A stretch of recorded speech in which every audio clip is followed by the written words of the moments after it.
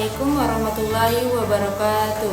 Perkenalkan, nama saya Nurul Zawa Tahir, mahasiswi Sekolah Tinggi Agama Islam Negeri Majene, Program Studi Pendidikan Agama Islam, NIM 10156123058. Pada kesempatan kali ini, saya akan menjelaskan materi tiap-tiap kelompok dari mata kuliah psikologi.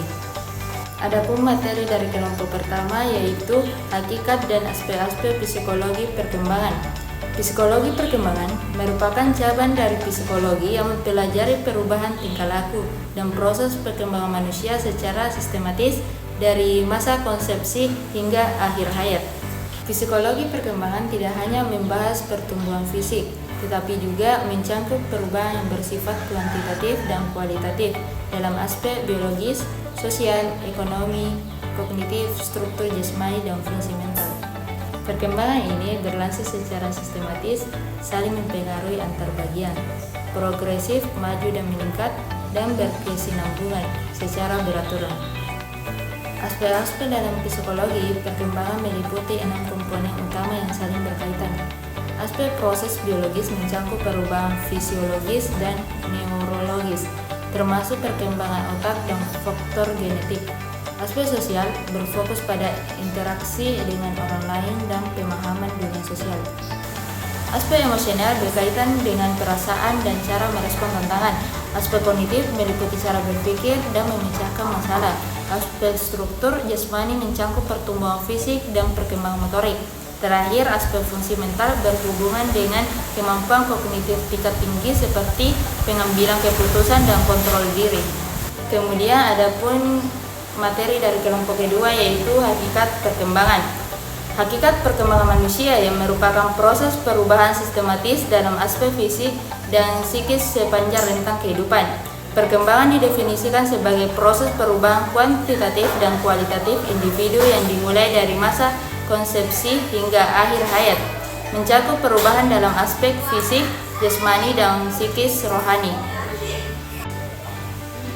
Dalam prosesnya, perkembangan memiliki 3 karakteristik utama yaitu sistematis, perubahan yang saling berkaitan, progresif, perubahan yang mengarah pada peningkatan, dan kesinambungan, perubahan yang terjadi secara bertahap dan teratur. Kelompok ketiga dengan materi prode dan tugas perkembangan. Teori-teori perkembangan manusia yang ditemukan oleh para ahli seperti Erik Erikson dan James Peregen memberikan pemahaman komprehensif tentang tahap perkembangan individu sepanjang rentang kehidupan.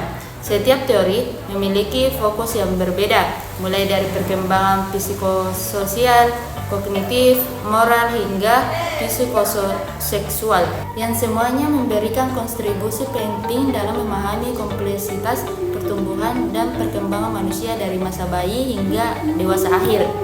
Konsep tugas perkembangan telah memberikan kerangka yang jelas tentang pencapaian-pencapaian yang perlu dilakukan individu pada setiap tahap kehidupannya, di mana keberhasilan dalam penyelesaian tugas-tugas tersebut akan membawa kebahagiaan dan kesuksesan dalam menghadapi tugas-tugas berikutnya.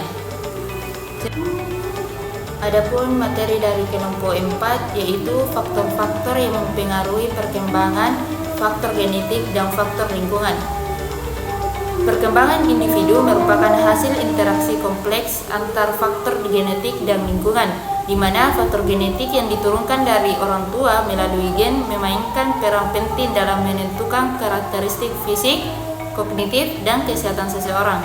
Sementara faktor lingkungan yang mencakup aspek keluarga, sekolah, dan masyarakat turut membentuk dan mempengaruhi bagaimana potensi genetik tersebut dapat berkembang secara optimal.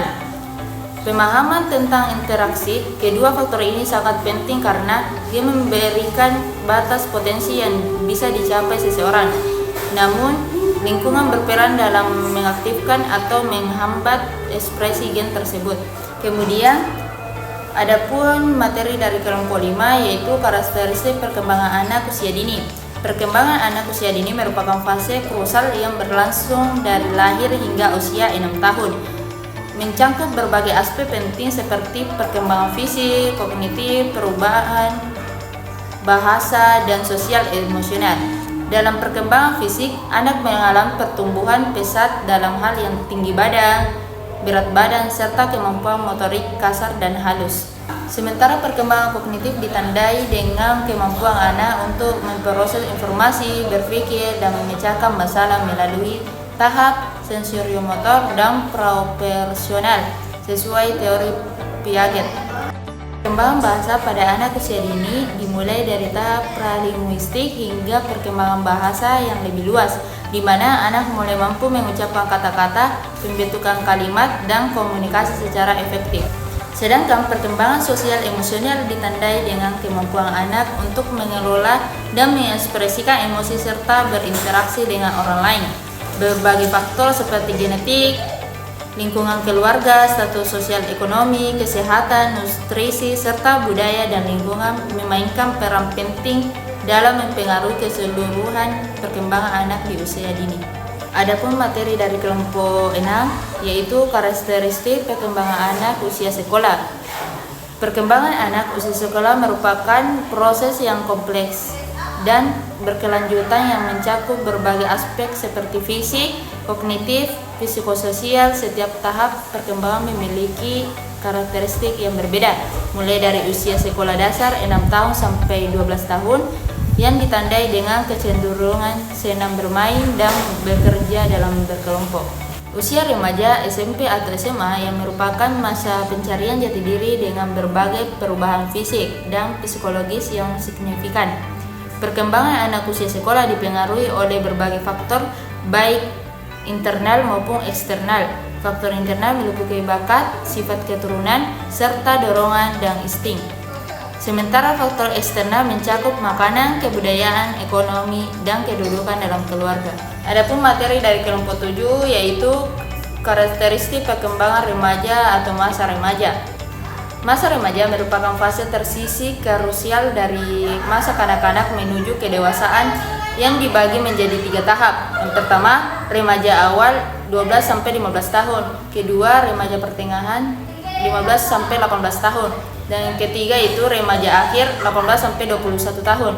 Pada fase ini, remaja mengalami berbagai perubahan signifikan dalam aspek fisik, kognitif, emosional, dan sosial yang semuanya berperan penting dalam pembentukan identitas dan persiapan menuju kehidupan dewasa yang mandiri. Perkembangan remaja mencakup 7 aspek utama yaitu perkembangan fisik, perkembangan kognitif, perkembangan emosi, perkembangan sosial, perkembangan moral, perkembangan kepribadian, serta perkembangan kesadaran beragama.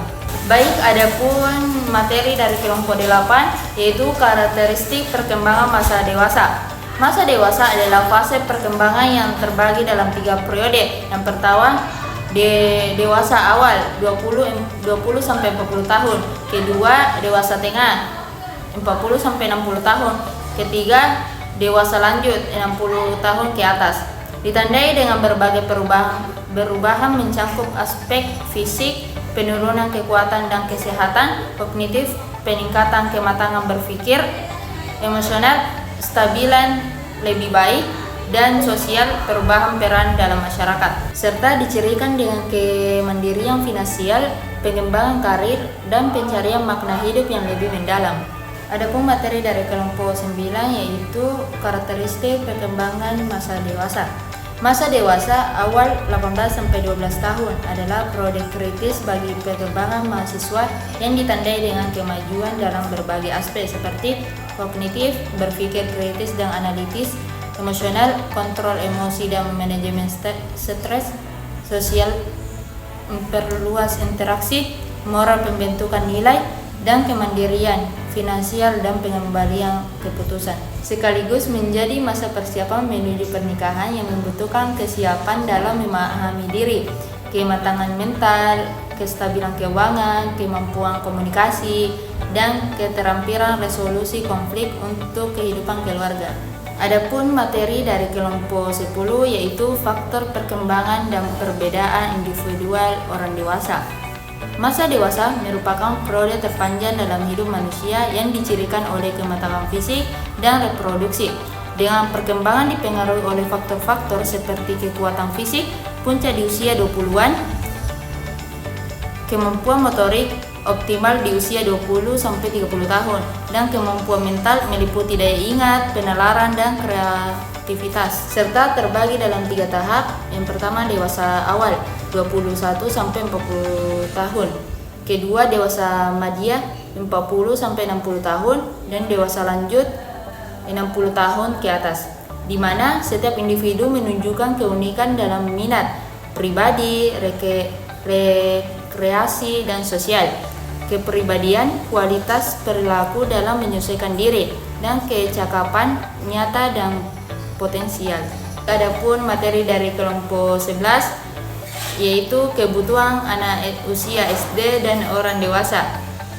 Kebutuhan anak usia SD 6 sampai 12 tahun dan orang dewasa menunjukkan karakteristik yang berbeda, di mana anak SD membutuhkan dukungan komprehensif dalam aspek fisik, nutrisi, aktivitas, tidur, psikologis, dukungan emosional dan rasa aman, sosial, interaksi teman sebaya, dan pendidikan pengembangan akademis selama fase perkembangan pesat mereka. Sementara orang dewasa memiliki kebutuhan yang lebih kompleks dalam menyeimbangkan tanggung jawab pribadi dan profesional, menjaga kesehatan fisik dan mental, serta mengelola hubungan sosial yang lebih rumit, di mana pemahaman akan kebutuhan kedua kelompok ini penting untuk menciptakan lingkungan yang mendukung perkembangan optimal dan kesejahteraan masyarakat. Baik, adapun materi dari kelompok 12 yaitu implikasi karakteristik peserta didik terhadap penyelenggaraan pendidikan.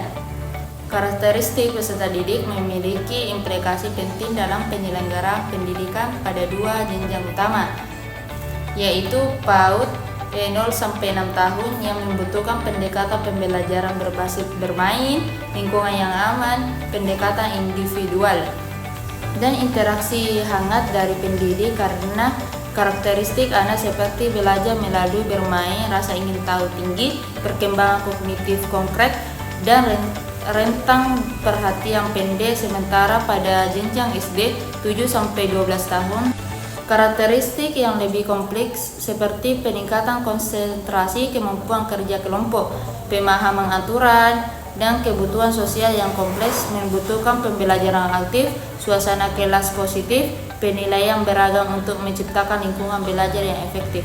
Baik, adapun materi dari kelompok terakhir yaitu 13, implikasi karakteristik peserta didik terhadap penyelenggaraan pendidikan.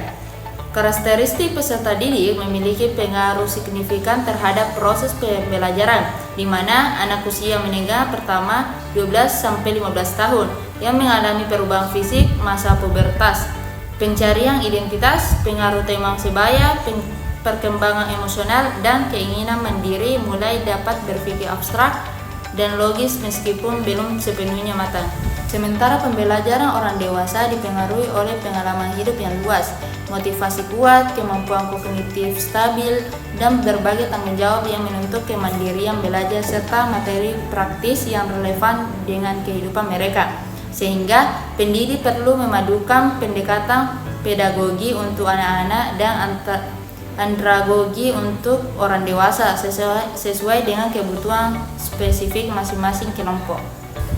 Itulah tadi penjelasan dari saya mengenai materi tiap-tiap kelompok pada mata kuliah psikologi. Atas waktu dan perhatiannya saya ucapkan terima kasih. Sekian, wabillahi taufiq wal hidayah. Wassalamualaikum warahmatullahi wabarakatuh.